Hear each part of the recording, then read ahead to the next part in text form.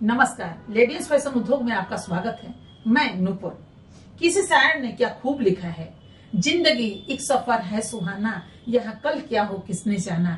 जी हाँ, कल क्या होगा ये तो सिर्फ ऊपर वाले जानते हैं और वक्त का तगाजा जो होता है उसका आमना सामना करना पड़ता है। लेकिन ऐसी परिस्थिति में महिलाओं के पास अगर ऐसी परिस्थिति सामने हो जाए तो बहुत विचलित सी हो जाती हैं, अकेलापन महसूस करती हैं, क्योंकि बाहर का कोई भी दौर उन्हें नजर नहीं आता है। क्योंकि बाहर के क्षेत्र से वो अनभिज्ञ रहती है वो महिलाएं जो हाउसवाइफ है। हम उनके संदर्भ में ये बातें सामने कह रहे हैं। आज एक कॉल आया है और कॉल आया तो महिला से मेरी बातचीत हुई और मैंने सोचा इस बात को आपके समक्ष भी मुझे रखना चाहिए।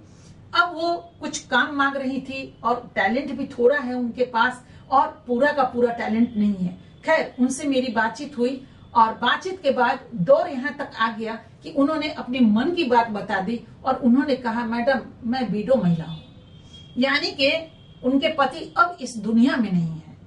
उन्होंने जो उम्र बताई वो लगभग 45-50 के बीच की उम्र को बताई।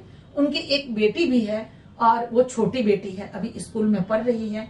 उन्होंने उम्र बताई। चलिए, उम्र को हम नहीं चाहेंगे इस चीजों में दर्ज करना और ना महिला का नाम अभी बताएंगे, महिला कहाँ की वो भी नहीं बताएंगे। हो सकता है इस बात से उनको तकलीफ पहुंचे, लेकिन अगर मामला सामने आ जाएगा तो जरूर उनसे बात कराने का भी मैं दावा करती हूँ। चलिए, खैर, तो आज वो विडो महिला है, उनके पति इस दुनिया में नहीं है और परिस्थिति इस तरह डगमगा गई कि उनको अपनी बेटी की परवरिश के लिए कुछ ना कुछ तो करना है, स्वावलंबी बनना पड़ेगा, उन्हें धन कमाना पड़ेगा।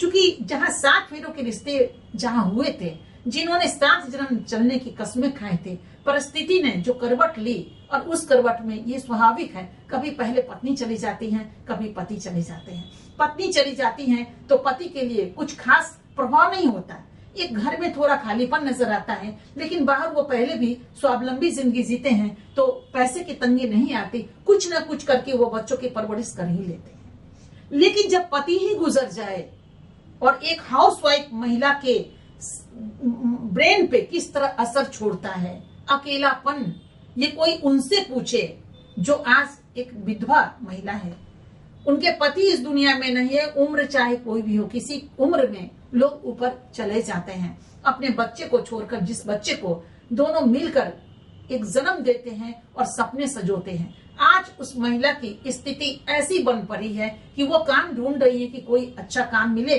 तो काम करके हम कमाएं, लेकिन उनके पास उतनी हुनर भी नहीं है कि वो कहीं भी जाकर के उस तरह का करे और बाहर की दुनिया से वो वाकिफ नहीं है कि बाहर की दुनिया में कुछ करे। ऐसे लोगों से, ऐसे हमारे जो भाई हैं भारतवर्ष के, उन भाई पे तो मेरा भी अधिकार है और ससम्मान उनसे हम आग्रह और निवेदन करना चाहेंगे। महिलाओं के लिए उनके लिए आपको सोचना ही पड़ेगा। ये सोचिए कि ये दर्द सिर्फ एक घर का नहीं है, ये दर्द हर घर का है।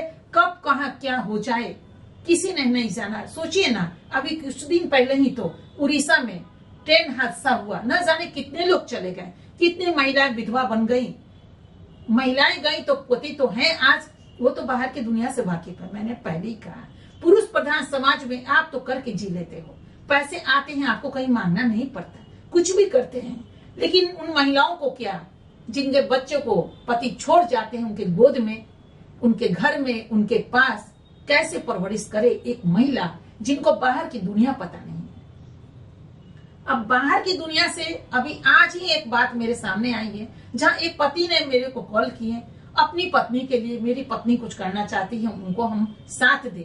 अब पत्नी जब ली है, उनसे मेरी जब बात का क्रम चालू हुआ, मैंने पूछा रेलवे स्टेशन से आपके घर की दूरी कितना है।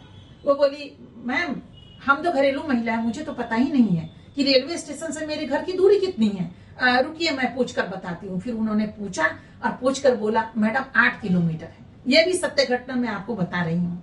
तो मैं मुस्कुरा दिया, मैं बोली कि चलिए, काम हो ना हो वो तो बात की बात है कि आपका हुनर देखा जाएगा। फिलहाल हम दोनों की बात से आपको हमसे एक जानकारी प्राप्त हो गई, जो अब कोई भी पूछेगा तो अब पति से पूछने की आपको जरूरत नहीं पड़ेगी। कोई भी पूछ ले कि आपका घर से आपके रेलवे स्टेशन की दूरी कितना है, तो आप अब जान चुकी हैं और आप कह पाएंगे कि 8 किलोमीटर, आपको पूछना नहीं पड़ेगा। आ गया ना आपके पास ये अक्ल तो वो बोले हाँ, और हंसने लग गए। बोले हाँ मैडम, अब तो मुझे किसी को बताना ही नहीं पड़ेगा। बताइए, यही होता है जानकारी। बाहर की दुनिया, किसी को अगर रेलवे स्टेशन पता ना हो, पोस्ट ऑफिस पता ना हो, कहीं भी कहाँ क्या करना है नहीं करना है, बाजार कहाँ है, दुकान कहाँ है, कहाँ क्या कौन सी चीज मिलती है, और ये भक भी नहीं खुलता है।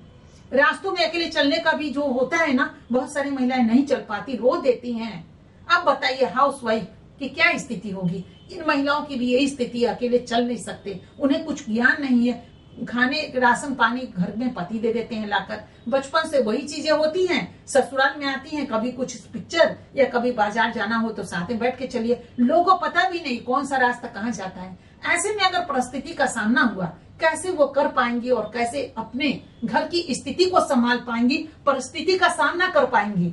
हम पूछते हैं अपने भारत के 135 करोड़ जनता से कि क्या ऐसी परिस्थिति किसी पे भी कभी आ जाए तो क्या लोग डगमगाएंगे नहीं? ठीक उसी तरह डगमगा जाएंगे जिस तरह एक नाव तूफान आने से समुद्र में, नदी में डगमगा जाया करती है, और उसके बाद जो उनके खवैया होते हैं उनके हाथ से भी जो उनकी ताकत होती है छूटती हुई नजर आती है। ऐसे ही तूफान आ जाती है कभी कभी अपनी ही जिंदगी में, जिसमें जीना दुश्वार हो जाता है और लगता है कि हम क्यों जिंदा हैं, पति से पहले हम क्यों नहीं मर गए।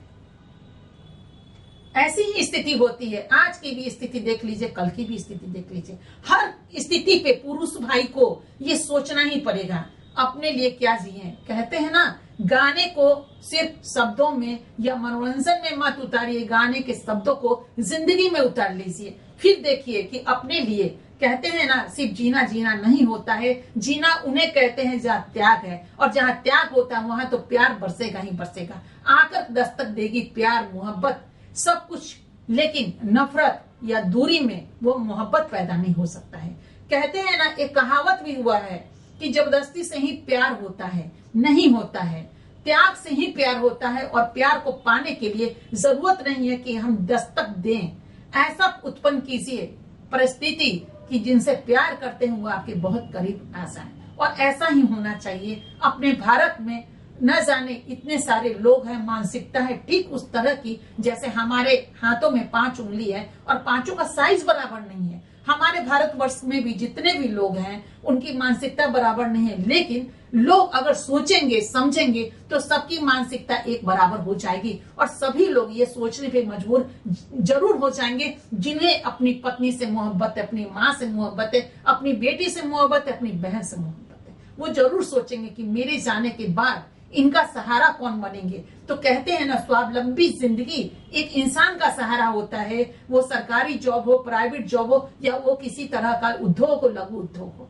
यानी महिलाओं को स्वावलंबी बनना बड़ा ही जरूरी है। महिलाओं के हाथ में पैसे रहने बहुत ही जरूरी है। आपका पैसा आता है, हम ये नहीं कहते पति परवरिश नहीं करते, पैसे नहीं देते, या पत्नी के नाज नखरे नहीं उठाते, या वक्त आने पे खर्च नहीं करते। करते हैं, आप सभी करते हैं, लेकिन जिम्मेदारी सिर्फ एक सर पे क्यों? जिम्मेदारी सिर्फ एक पुरुष पे क्यों? जबकि ये भी एक सच है कि गाड़ी के 2 चक्के की तरह पति पत्नी की भी जिंदगी होती है। दोनों को दुरुस्त होना चाहिए, तब सड़कों पे वो गाड़ी चलती है, स्कूटर चलती है। अब अगर आपकी ही पत्नी आपके जाने के बाद, या फिर जो चले गए हैं भाई साहब इस दुनिया से, उनकी पत्नी आज किस परिस्थिति में सामना करना चाह रही है, करना चाहती है, ये किसी से छुपा नहीं है। देखिए उनके घर में उनकी परिस्थिति को, एक तो पति का बिछोह उनको हर दिन परेशान करता है। ये तो कंपनसेशन हो ही नहीं सकता। न इस मोहब्बत का कंपनसेशन है और न जरूरत का कंपनसेशन है। वो तो अकेले जिएंगी, जीना ही पड़ेगा, ये एक मजबूरी है। और दूसरी परिस्थिति आती है पैसे की किल्लत, जहां अपने बच्चों की परवरिश वो नहीं कर पाती, और उनके दिमाग बिल्कुल एक ही चीज पे केंद्रित हो जाती है। अब इस दुनिया में मेरे पति हैं कहाँ?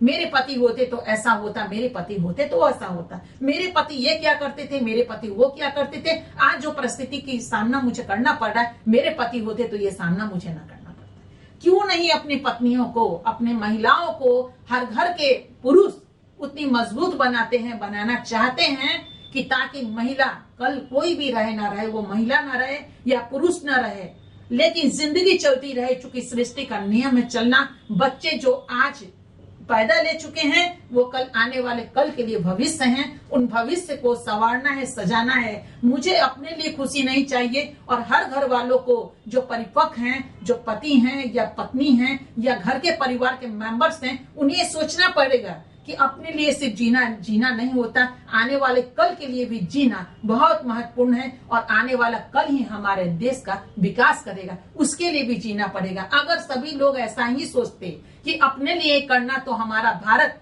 आज जो हम कहते हैं आजाद भारत के हम नागरिक हैं, और अभी जो अमृत महोत्सव मनाने का उत्सव घर घर में हुआ, ये कभी नहीं होता। हर लोग सोचते फांसी की सजा मिलेगी। भाई अंग्रेज को भगाना आसान नहीं है। भाई हम क्यों नहीं जिए अपनी पत्नी बच्चों के साथ? तो क्या, या फिर बहुत सारी महिलाओं ने भी अपने अपने योगदान दिए, भारत की आजादी में हिस्सा ली, तो क्या ये परिस्थिति हो पाता? तो हम यही कहेंगे, हमारा भारत महान था, हमारे देश के भाई भी महान हैं। बस कभी कभी मेरे भाई ये सोचने पे होते हैं कि ऐसा करेंगे तो महिलाएं हाथ से छूट जाएंगी। अरे छूटी जाती है, सांसें छूटने की चीज है, टूटने की चीज है। इस सांसों को हम पकड़ के नहीं रह सकते और साथ फेरे का बंधन भी अधूरा रह जाता है आज ही की तरह। तो इसी पे सोचने की जरूरत है, हमें और आपको मिलकर आगे बढ़ने की जरूरत है। तो बस अपने भारतवर्ष के भाइयों पे मेरा अधिकार है और उनसे यही संदेश हम पहुंचाना चाह रहे हैं और चाहते हैं कि कृपया ध्यान दीजिए कि ऐसी परिस्थिति कभी भी आ सकती है। इसीलिए मैंने कहा, जिंदगी एक सफर है सुहाना, यहाँ कल क्या हो किसने जाना।